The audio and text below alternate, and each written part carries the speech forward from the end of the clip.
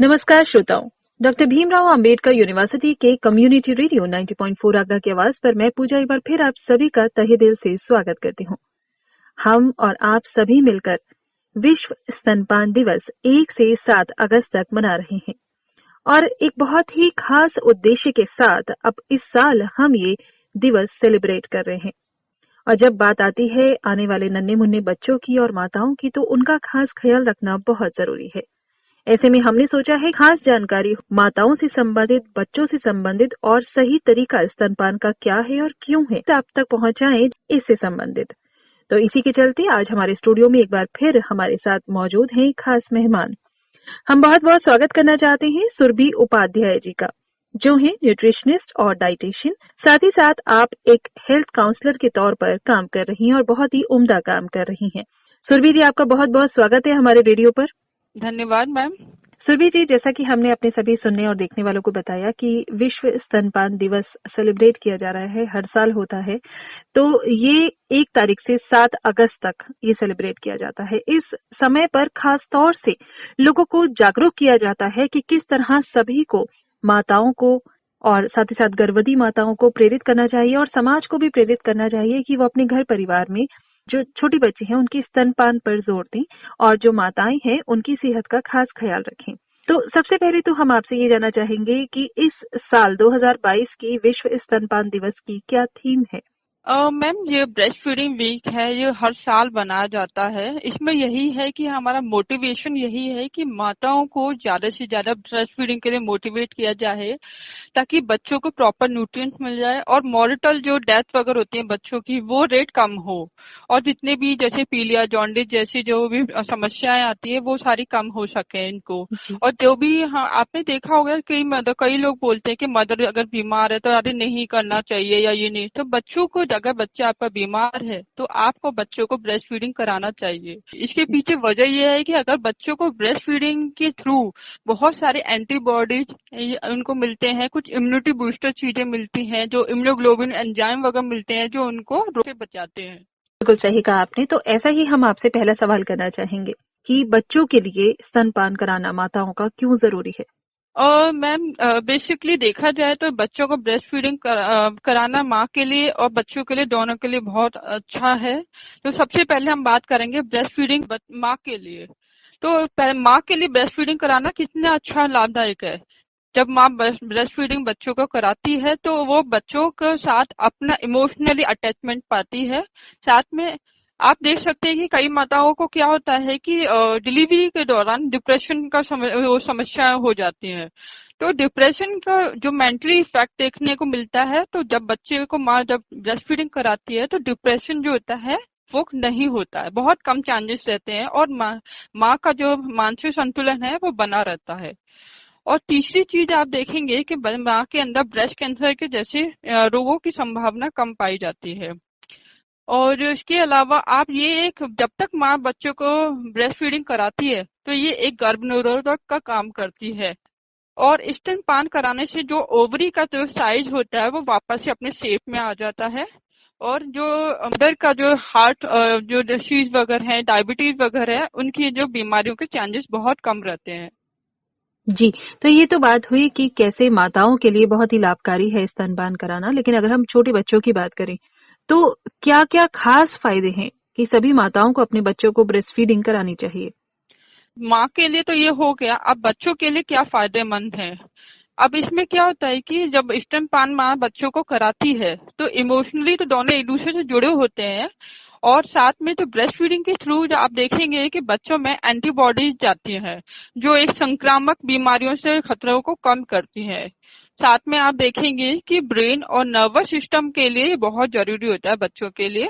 और जब बच्चा जितना ब्रेस्ट फीडिंग करता है कि इसकी ओरल कैविटी जो होती है, जबड़े वगैरह होते हैं, इसके दांत वगैरह होते हैं, वो मजबूत होते हैं।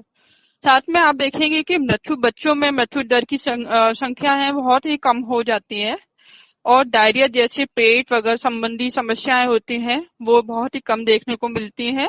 और बच्चों में ये है ना, एक इम्यूनिटी का काम करता रहता है, उसको बाहरी रोगों से रक्षा करता है ये।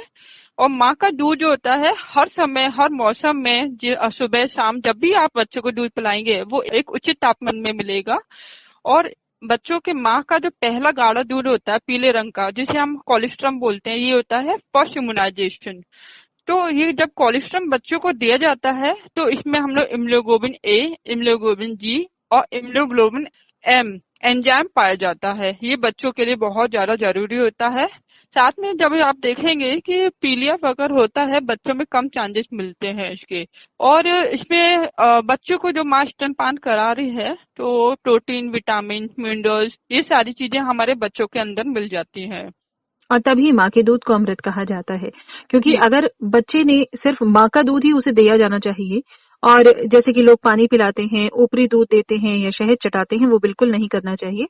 बच्चे को जन्म से लेकर 6 माह तक सिर्फ और सिर्फ माँ का दूध ही देना चाहिए, जिससे उसे सारे पोषक तत्व मिलेंगे और उसका पेट भी भरेगा और उसकी सेहत ताउम्र उसकी पूरी जिंदगी बहुत ही अच्छी बनी रहेगी। तो ऐसे में अगला सवाल मैं आपसे सुरभि जी यही करना चाहूंगी कि क्या सही उम्र है, कब से लेकर कब तक महिलाओं को अपने बच्चों को सेहतमंद रखने के लिए स्तनपान कराना चाहिए? अब हम बात करते हैं कि स्तनपान कब कैसे कराना चाहिए और कैसे बंद करना चाहिए।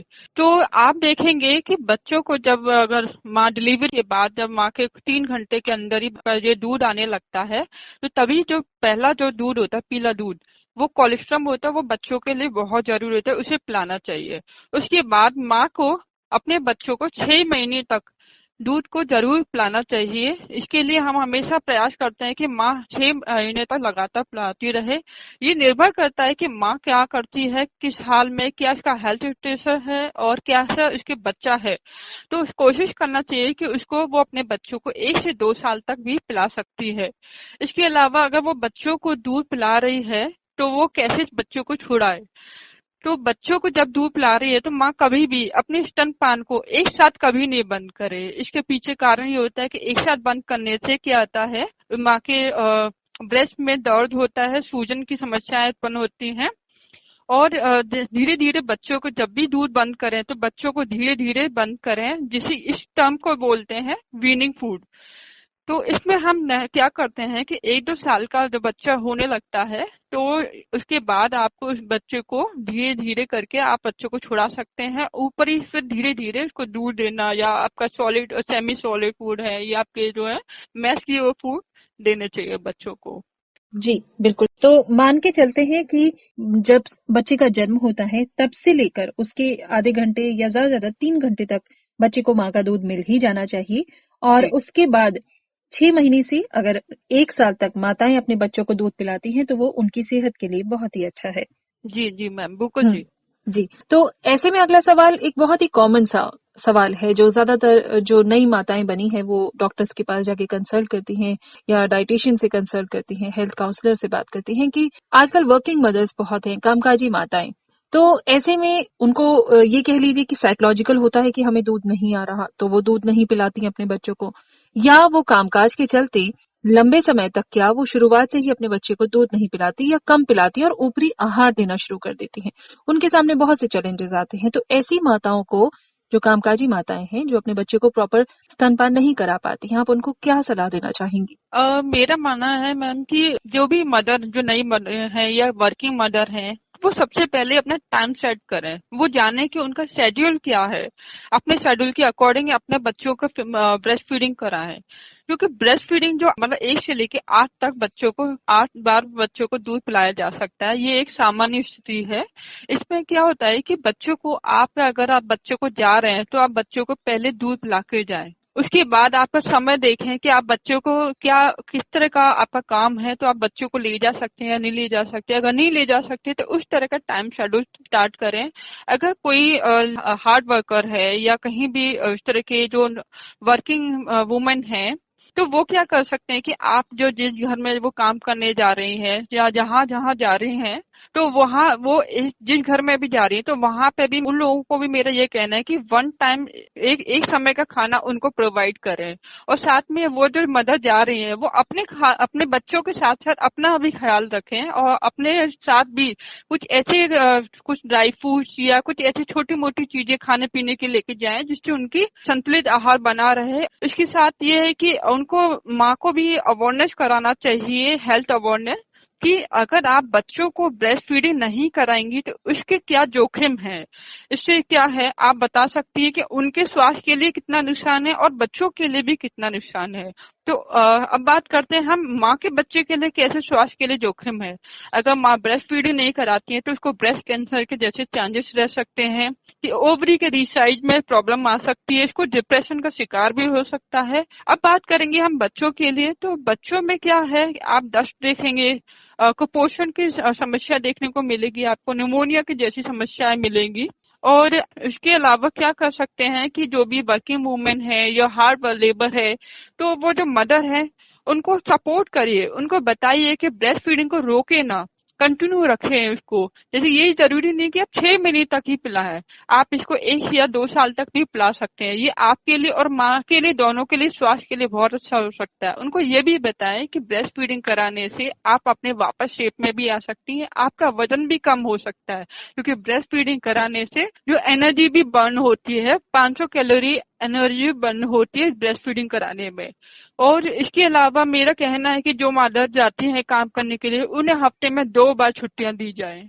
तो क्या कोई ऐसा भी तरीका है कि जो माताएं स्तनपान कराती हैं वो अपने काम पर, जैसे मान लीजिए 6 या 8 घंटे की नौकरी करती हैं, तो क्या वो अपने बच्चे के लिए दूध प्रिजर्व करके घर पर रखकर जा सकती हैं? जी बिल्कुल, मेरा मानना है कि अगर शेड्यूल हमेशा तैयार करना चाहिए, कि देखना चाहिए कि आपका बच्चा कब उठ रहा है। ज्यादातर आपने देखा होगा कि छोटे बच्चे रात में जागते हैं और दिन में जगते हैं, मतलब सोते हैं। तो आप ऐसा करिए कि बच्चों को जो टाइम टेबल है, उसको शेड्यूल है, उनके साथ इस तरह की एक्टिविटीज कीजिए या इस तरह की आदत डालिए बच्चों के अंदर शुरुआत से, कि वो आपके टाइम के शेड्यूल के अकॉर्डिंग चले। बिल्कुल। बहुत अच्छी जानकारी आपने हमारे सभी श्रोताओं को और हमारे देखने वाले यूट्यूब चैनल पे सभी लोगों को दी है। और मैं आपको ये बताना चाहूंगी कि ये हमारी विशेष पहल है, हमारी कोशिश है यूनिसेफ और साथ ही साथ स्मार्ट संस्था के साथ जुड़कर, कि हम लोगों को जागरूक करें स्तनपान दिवस के उपलक्ष्य में। पूरे इस हफ्ते हम ये कार्यक्रम चलाने वाले हैं और हम बहुत सारी अच्छी और अलग अलग रोचक जानकारियां सभी लोगों को देने वाले हैं एक्सपर्ट्स के साथ। तो सुरभि जी, आज आपने हमें बताया कि किस तरह से माताओं के लिए, साथ ही साथ बच्चों के लिए स्तनपान कराना बहुत अति आवश्यक है, और उसके साथ साथ जो चैलेंजेस वर्किंग मदर्स को फेस करने पड़ते हैं उनको किस तरह से वो सॉल्व कर सकती हैं और बच्चों के लिए एक रूटीन बना सकती हैं। इसके साथ ही आपने ये भी बताया कि अगर बच्चों को सही प्रकार से 6 महीने तक, उनके जन्म से 6 महीने तक उनको अगर माँ का दूध नहीं पिलाया जाता तो किन किन बीमारियों का उनको सामना करना पड़ सकता है अपनी पूरी जिंदगी, और साथ में माताओं को भी किन शारीरिक बीमारियों को झेलना पड़ सकता है, ये भी आपने बताया। तो आज का ये कार्यक्रम बहुत ही इंटरेस्टिंग रहा। और सुरभि जी, हम बहुत बहुत आपका धन्यवाद करना चाहते हैं कि आप हमारे रेडियो के साथ जुड़ी और सभी को आपने बेहतरीन जानकारियां दी। जी जी, धन्यवाद, थैंक यू। तो सुनते रहिए कम्युनिटी रेडियो 90.4 आगरा की आवाज। पूजा है आपके साथ, लेकिन अभी फिलहाल इस कार्यक्रम के साथ मैं आपसे लेती हूँ इजाजत। अगले कार्यक्रम में होगी मुलाकात, तब तक के लिए नमस्कार।